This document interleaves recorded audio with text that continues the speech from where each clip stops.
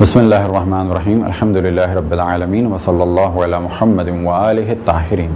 موضوع گفتگو حرام معاملے، اور ہماری اس گفتگو کا عنوان ہے عصمت فروشی یا جسم فروشی۔ جو بھی شخص اپنے جسم کا کاروبار کرے، یعنی عریانیت و فحاشیت، یا اپنے آپ کو گناہ میں ملوث کرے، عصمت فروشی کرے، یہ کام حرام ہے، چاہے وہ مرد ہو چاہے وہ عورت ہو۔ یہ کام مسلمان معاشرے میں ہو یا کفار معاشرے میں ہو، اس کی اجرت لینا حرام ہے۔ اب یہاں پر کچھ چیزوں کی جانب توجہ دلائی جائے۔ بعض دفعہ لوگ اس قسم کے افراد کا دفاع کرتے ہیں اور کہتے ہیں کہ یہ مجبور ہیں۔ تو یاد رکھیں کہ اگر کوئی شخص مجبور ہو تو پہلا سوال یہ کیا جائے گا کہ مجبور کے معنی کیا ہیں۔ تو یہاں پر مجبور اسے کہا جائے گا، فرض کریں خدا نخواستہ کوئی لڑکا یا لڑکی اغوا ہو گئے اور خدا نخواستہ انہیں گناہ پر مجبور کیا جا رہا ہے کہ یہ گناہ کرو، اور وہ راضی نہیں ہیں۔ ایسی صورت میں کہا جائے گا کہ یہ مجبور ہیں، لیکن جب یہ آزاد ہو گئے،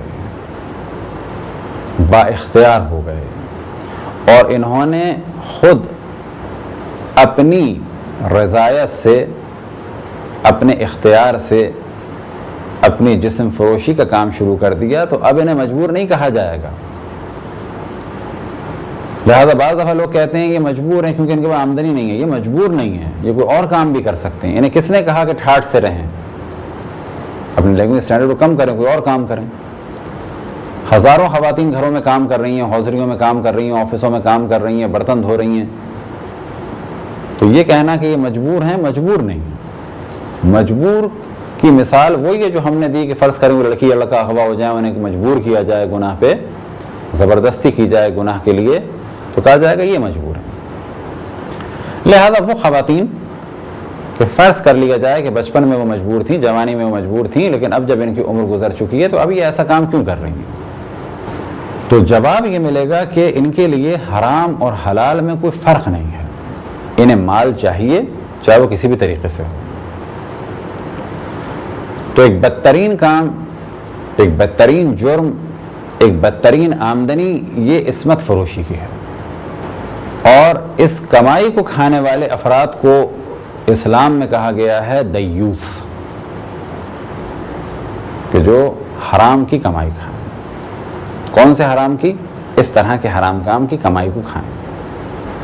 عام افراد کو اس جانب توجہ دینی چاہیے کہ معاشرے میں جو بھی ایسا کام کرے، اب یہ کام ایک وہ ہے کہ جو در پردہ کیا جائے۔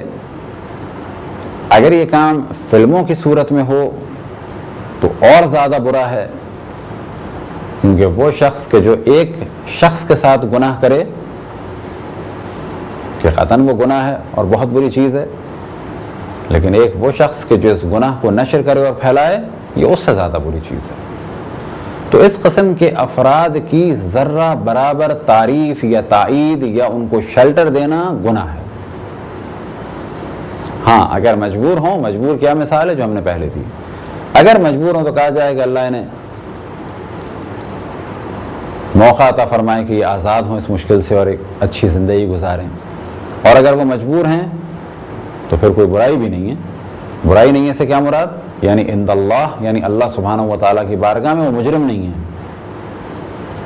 تو اس حد تک تو ان کا دفاع کیا جا سکتا ہے اس مجبور شخص کا، لیکن وہ افراد کے جو آزاد ہیں، صاحب اختیار ہیں، جو اپنی خوشی سے یہ کام کر رہے ہیں، ان افراد کی چاہے وہ مرد ہوں چاہے وہ عورتیں ہوں، ذرہ برابر دفاع نہیں کرنا چاہیے۔